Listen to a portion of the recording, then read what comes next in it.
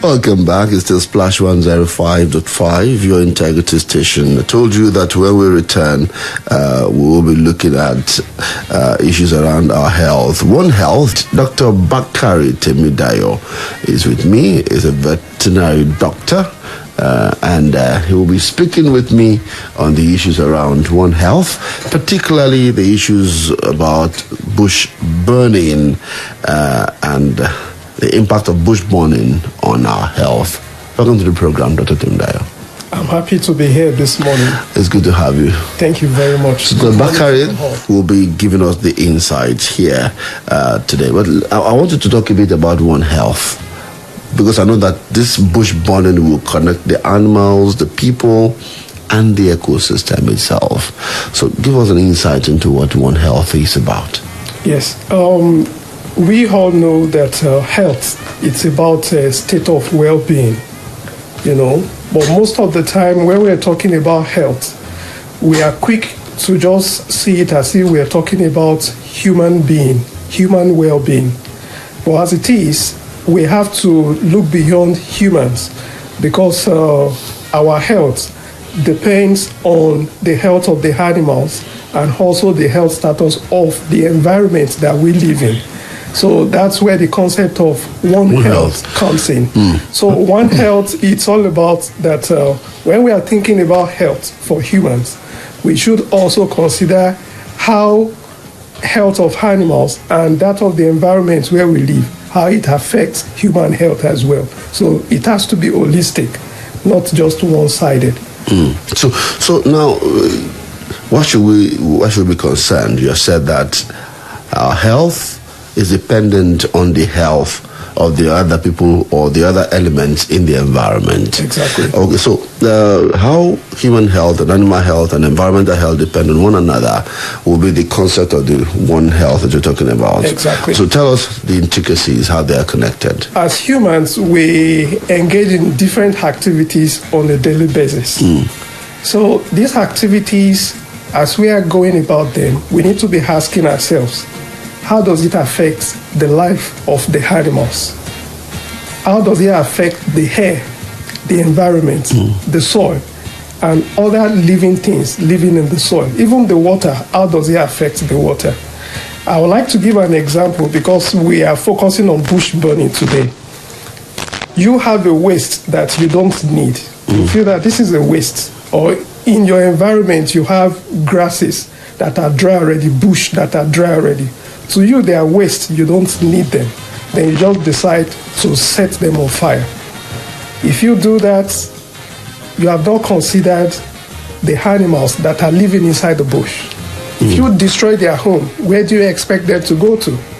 So when you start thinking of your activity, how it affects the life of animals, and even the soil, the air, the environment, then you are thinking One Health that way. Okay, so it means that if you're not thinking in that direction, you're not thinking One Health. That is it. Okay, so but a friend of mine was talking to me recently, and how a hospital close to where he lives will burn their biological wastes, and affecting them in their own house. So that means that person is not thinking about One Health. That is it. So why do people engage in bush burning?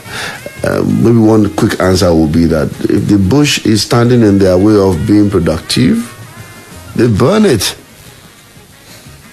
Well, actually, if we look at bush burning, it's actually about act of using fire to destroy vegetation that is covering the land, the plants covering the land. So if people want to make use of the land, plants are there, which they don't need, their focus is the land. They will think of, okay, how can we remove the plants on the land? And the first way that they usually think of is to set it on fire. So that's one thing. And people use land for different purposes. Construction of buildings, farm use, crop farming.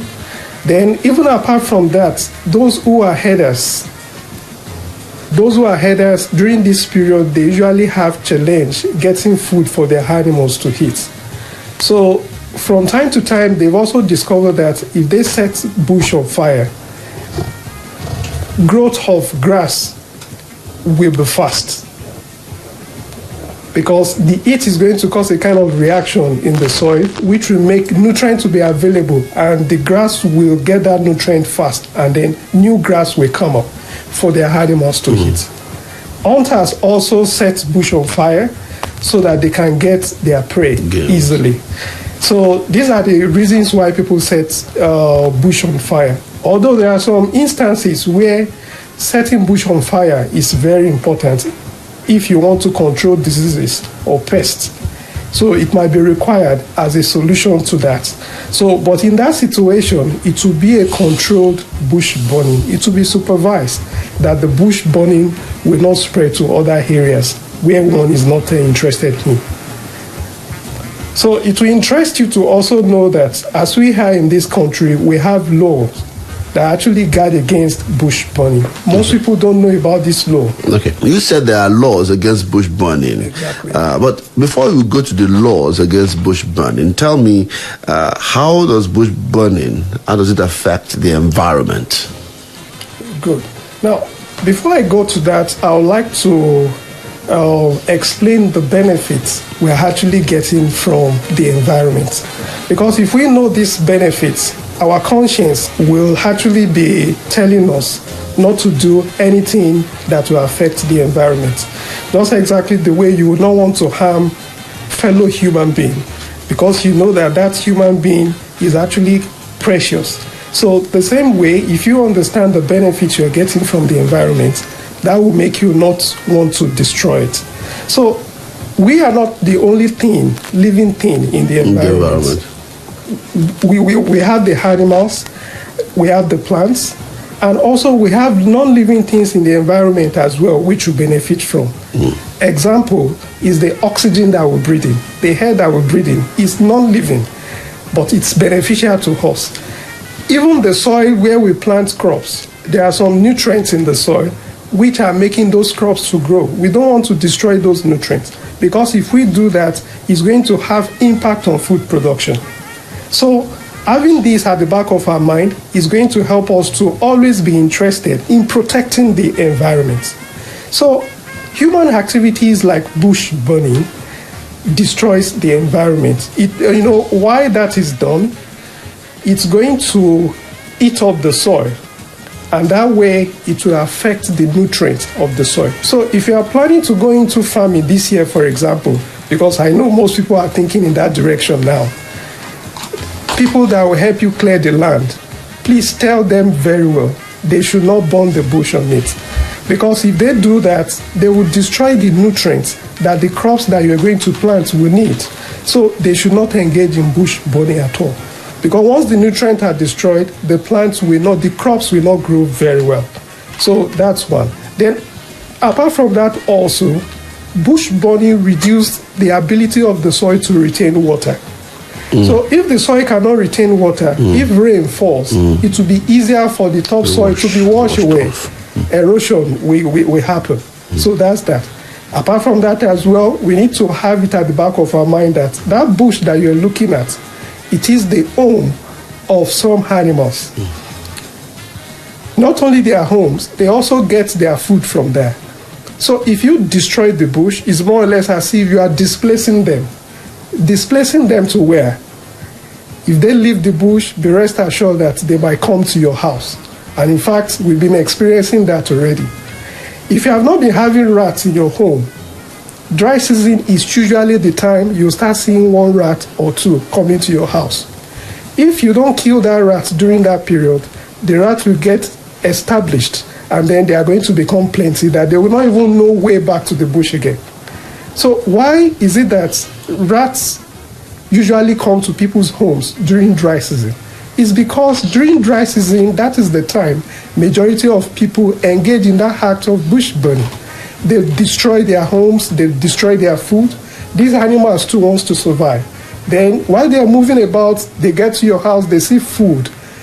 They will want to stay there and reproduce there and become plenty. So that's another negative effect of bush burning. Okay. So there are others too. All right. Because time is not really on our side, are there alternatives to bush burning? Yes, exactly. There are alternatives that can be considered. If you want to engage in crop production, for example, and you have expanse of land that you want to make use of, it's better you make use of mechanical clearing, either by using cutlass or using bulldozer to clear the land, mechanical clearing. And as I've mentioned earlier, that is beneficial for what you want to do there as well. That way you'll be able to preserve the nutrients of the soil, and it's going to increase your yield at the end of the day. Right. Thank you, Dr. Temidayo Bakari. Thank you for being here. Thank you very much. Well appreciated. Yes, as we close these thoughts, are there other things you want to tell our people concerning bush burning and your advice to us? My advice is that in everything that we do, we should always put into consideration that the environment and every other thing inside it should be of concern to us. You know, your activity, you might not really know that it's having effect, but in the long run, you start feeling the effect of that. So One Health is the right way to think. Thank you very much. Thank you so much, Dr. Bakari Temidayo, for coming on the program today, speaking to us about bush burning and why we need to stop that act.